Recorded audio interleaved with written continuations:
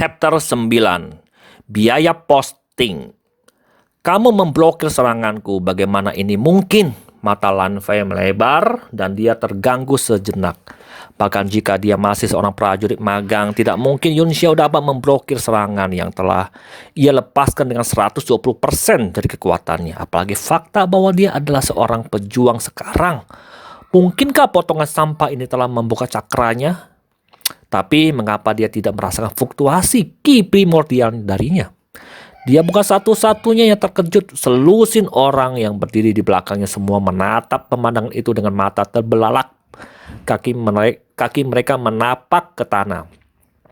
Menelan seteguk darah hangat yang mengalir ke tenggorokannya. Yun Xiao tertawa terbahak-bahak dan berkata, "Hahaha, ini sangat memuaskan. Sudah lama sejak aku bertarung dengan seluruh kekuatanku. Meskipun situasiku saat ini sedikit aneh, seranganmu benar-benar memuaskan. Ayo, biarkan aku memberimu beberapa petunjuk lagi. Jika aku memberi kamu beberapa petunjuk lagi." Betapa sombongnya. Lan Fei sangat marah sehingga lehernya menjadi merah. Dengan marah dia menekan kejutan di kepalanya dan mengangkat ke pedangnya. Aliran ki primordial bermekaran melintas bilanya saat dia melompat ke depan dan menjatuhkan pedang itu melewati Cloud Slash, teknik belah diri. Itu adalah teknik belah diri rahasia keluarga Lan. Teknik pedang awan yang melewati. Namanya aneh ya guys. Mata orang-orang di belakangnya dipenuhi dengan keterkejutan dan Du Feng sangat gembira sehingga dia berteriak dengan suara melengking. Pedang itu bergerak seperti awan yang lewat. Ini adalah teknik pedang awan yang lewat. Anak ini sudah mati. Tidak seperti teknik pedang yang umum ditemukan. Teknik pedang awan melewati keluarga Lan hanya bisa dikembangkan oleh para pejuang. Saat Lan Fei menyuntikkan ki primordialnya, pedang itu langsung bersinar seperti matahari. Sangat terang sehingga tidak ada yang bisa menatapnya. Dia telah mengolah teknik ini terus-menerus sejak dia adalah seorang prajurit magang tingkat puncak. Sekarang dia telah membuat terobosan dan menjadi seorang pejuang. Dia akhirnya bisa melepaskan semua kekuatannya. Keyakinannya melonjak segera setelah dia menggunakannya. Aku seorang pejuang bintang 1 yang nyata. Sekarang mari kita lihat bagaimana kamu akan memblokir seranganku. Teknik passing. Cloud Sword menggerakkan pedang seperti awan yang melintas, tidak terhalang sehingga serangannya akan mendarat di sasaran sesuai dengan yang diinginkan. Apa yang sedang kamu lakukan? Kamu memegang pedang bercahaya seperti lilin. Aku bahkan tidak bisa mengatakan ini adalah teknik passing. Cloud Sword jika kamu tidak meneriakkannya. Komentar Yun Xiao membuat Lan Fei sangat marah sehingga dia hampir batuk darah. Aku sudah muak dengan omong kosongmu. Mati sekarang. Pedang bercahaya itu menebas dan hendak melahap Yun Xiao ketika dia dengan ringan mengangkat pedangnya dan menunjukkannya dengan santai. Anggaplah dirimu beruntung mendapatkan nasihatku, katanya. Dentang ini artinya suara ini ya, pedang sama pedang ya gitu ya guys ya. Suara renyah terdengar dan cahaya menyilaukan memudar seketika. Kemudian pedang hitam terbang bersiul di udara dan menusuk ke langit-langit dengan bunyi gedebuk. Aliran samar primordial ki mengalir melalui pedang ke tubuh Yun Xiao. Dia menengus dingin ke dalam hatinya dan memutar tubuhnya menjadi pose yang aneh. Rasa sakit yang luar biasa menghanyutkannya pada saat berikutnya. Tetapi segera dibubarkan. Di bawah pose tersebut seluruh ruangan hening. Buk! Lan Fei terpaku di tanah, menatap kosong ke telapak tangannya yang telah terkoyak. Jadi dia tidak melihat kaki Yun Xiao datang. Yang dia rasakan hanyalah rasa sakit yang hebat di dadanya. Dan kemudian dia terlempar ke belakang. Batuk darah di sepanjang jalan. Bagaimana ini mungkin? Pikiran semua orang membeku saat mulut mereka terbuka lebar. Dan merasakan semua otot di leher mereka menegang. Sementara itu, kepala Lan Fei benar-benar kosong hanya sampai dia merasakan hawa dingin di selangkangannya. Dia melihat Yun Xiao memegang pedang di depannya dengan bilah tajam kurang dari 3 inci dari kejantanannya. Oh my goodness. Menyadari bahwa dia akan benar-benar tamat jika Yun Xiao sedikit memutar tangannya. Kaki gemetar ketakutan saat dia menggeram kaget dan marah. Apa yang kamu lakukan? Apa kamu benar-benar berani menyentuhku? Mata Yun Xiao berkilat jijik saat dia berkata dengan jijik, "Oh, aku tidak berani. Aku sangat takut. Pukulanmu membuat lenganku mati rasa dan aku khawatir aku tidak bisa menahan pedang itu. Kamu lihat tangan aku gemetar kamu lihat tangan aku gemetar sekarang." Seolah mengikuti kata-katanya, tangan kanannya mulai gemetar, bilahnya bergerak maju mundur di depan selangkangan Lan Fei, menyebabkan kakinya bergetar hebat sementara bau urin memenuhi udara. Oh my god. Tidak, tidak, tidak. Pindahkan pedang itu, teriaknya sambil hampir menangis. Pergi, mata Yun Xiao menjadi dingin. Aku terlalu malas untuk menyelesaikan skor sebelumnya denganmu, tetapi kamu telah melukai Fatty Hand dan Skyny Chen kali ini dan bahkan mencoba membunuhku. Sekarang, katakan padaku, bagaimana aku menelan dendam jika aku tidak memotong kejantananmu? Tidak, tidak, tidak. Tolong, aku mohon, aku akan melakukan apapun yang kamu katakan. Harap berbelas kasihan. Lan Fei berteriak ketakutan karena akalnya. Lagi pula dia hanya seorang remaja berusia 15 tahun. Jadi kesombongan dan keberaniannya langsung hilang dengan prospek kehilangan kedewasaannya. Puluhan siswa yang hadir juga semuanya adalah remaja tingkat prajurit magang. Meskipun mereka telah menyaksikan bos mereka yang begitu agung dan perkasa selama waktu normal, berbaring meratap di tanah seperti orang lemah dan bahkan kencing di celana. Tidak ada dari mereka yang menganggapnya memalukan.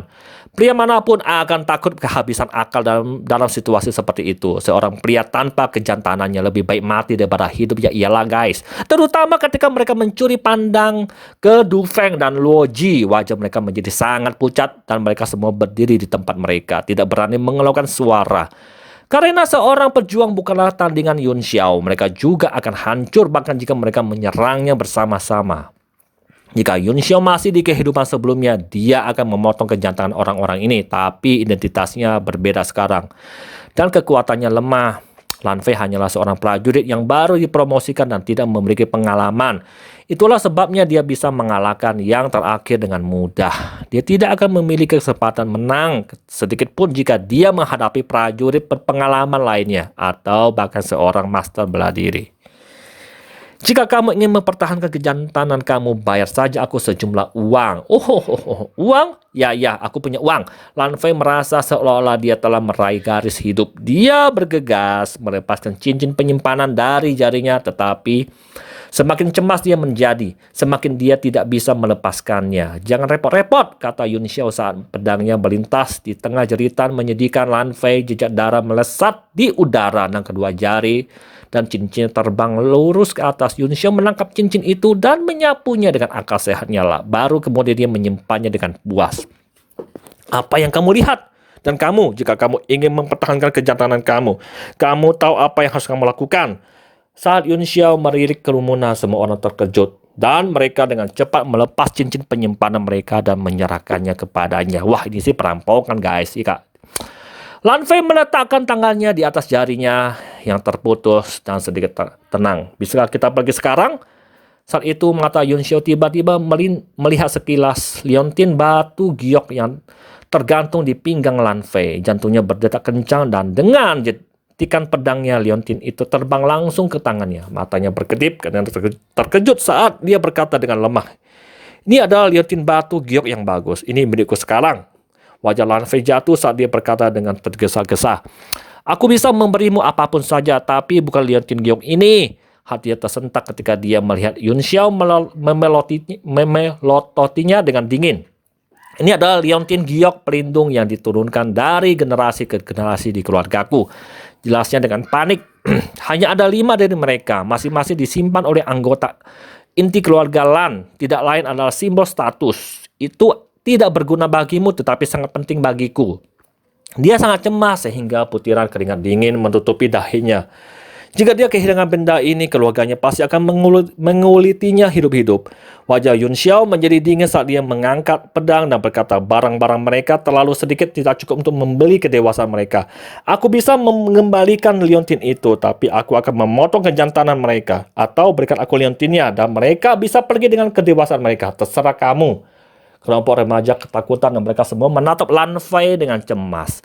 Wajah Lan Fei berubah sangat tidak sedap dipandang. Menurut hatinya, liontin gioknya tentu saja lebih penting Tapi solusi orang yang mengikutinya di sini adalah anak-anak dari keluarga yang terikat dengan keluarga Lan. Dan beberapa dari mereka adalah keturunan langsung. Jika dia memilih Liontin Giok dan menyebabkan orang-orang ini dipotong kejantanannya oleh Yun Xiao, dia mungkin tidak akan bisa mengangkat kepalanya lagi. Bos, Sang Guan King tidak bisa menahan diri untuk tidak berteriak ketika dia melihat Lan Fei ragu-ragu. Dengan wajah marah, Lan Fei akhirnya berkata dengan suara yang dalam, "Meskipun Liontin Giok ini sangat penting bagiku, itu tidak seberapa dibandingkan dengan saudara-saudaraku. Ayo, pergi." Dia melambaikan tangan, mencoba yang terbaik untuk membuat dirinya terlihat riang. Namun selangkangan dan celananya basah, dan wajahnya memerah ungu karena malu.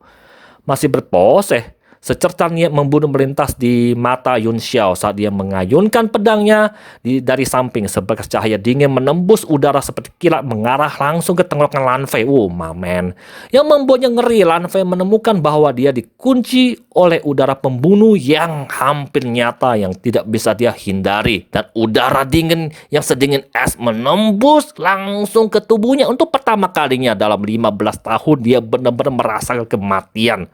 Dia berteriak ketakutan dan mengeluarkan tangan ke sisi hampir secara naluriah. Tanpa berpikir dia mencengkeram Sang Guan King yang paling dekat dengannya dan menyeretnya ke depannya. Terkejut, Sang Guan King mencoba untuk berjuang, tetapi bukan tandingan Lan Fei yang sudah menjadi pejuang alam asal. Akibatnya ia digunakan sebagai perisai. Tiba-tiba pedang itu berhenti di udara. Dan kemudian Yun Xiao membuat busur dengannya sebelum menariknya. Dengan senyuman tipis, dia berkata, "Aku hanya bercanda denganmu. Kamu boleh pergi sekarang." "Kamu!" Lan Fei sangat marah sehingga dia hampir muntah darah. Sementara Sang Guan King pucat karena ketakutan. Kakinya gemetar saat bau urin keluar dari selangkangannya. Wajah Lan Fei menjadi gelap saat dia melihat Sang Guan King menatapnya dengan ekspresi muram. Kepalanya tertunduk dan tidak mengucapkan sepatah kata pun. Itu membuat hatinya hampir meledak karena marah. Keluarga Sang Guan adalah keluarga terbesar yang melekat pada keluarganya, dan Sang Guan King adalah keturunan langsung mereka, bantuan terbesarnya di masa depan. Tapi dia tahu bahwa mulai saat ini bantuan ini tidak hanya hilang tetapi sangat mungkin menjadi musuh dalam perjalanannya ke tahta kepala keluarga. Tidak berani mengucapkan sepatah kata pun, dia bergegas keluar dari asrama Yun Xiao. Matanya berkobar karena marah. Dia tidak ingin tinggal di sini selama 1 menit lagi. Mereka yang mengikutinya di sini menutup mulut mereka saat mereka pergi setelah dia dengan kepala tertunduk. Yun Xiao mengeluarkan liontin batu giok dan memeriksanya sebentar sebelum dia berkata dengan gembira, "Bagus, ini memang batu udara ilahi 5 warna." Kemudian dia menyingkirkan liontin itu dan melihat ke langit-langit sambil bercibir. "Sudah waktunya bagimu untuk menunjukkan dirimu setelah sekian lama mencari," dibilang. Setelah rentang beberapa nafas, sebuah suara terdengar dari langit-langit saat Jiarong mengenakan pakaian hitam turun. Begitu dia mendarat di tanah, dia menatap Yun Xiao dengan tatapan yang rumit, matanya dipenuhi dengan ketidakpercayaan. "Apakah kamu menikmatinya? Sudahkah kamu mengumpulkan semua yang aku inginkan?" Yun Xiao berkata dengan ringan. Jiarong memasang ekspresi serius. Dia telah menyaksikan semuanya sekarang. Namun dia tidak tahu bagaimana Yun Xiao mengalahkan Lan Fei. Dia awalnya berencana untuk menyelinap ke sini dan menahan remaja ini terlebih dahulu sebelum memaksakan obatnya. Tapi sekarang dia tidak berani melakukan itu. Meskipun dia adalah seorang prajurit tingkat menengah, dia tidak memiliki kepercayaan diri sedikitpun untuk mengalahkan Yun Xiao, apalagi menangkapnya hidup-hidup. See you next chapter, guys. Thank you.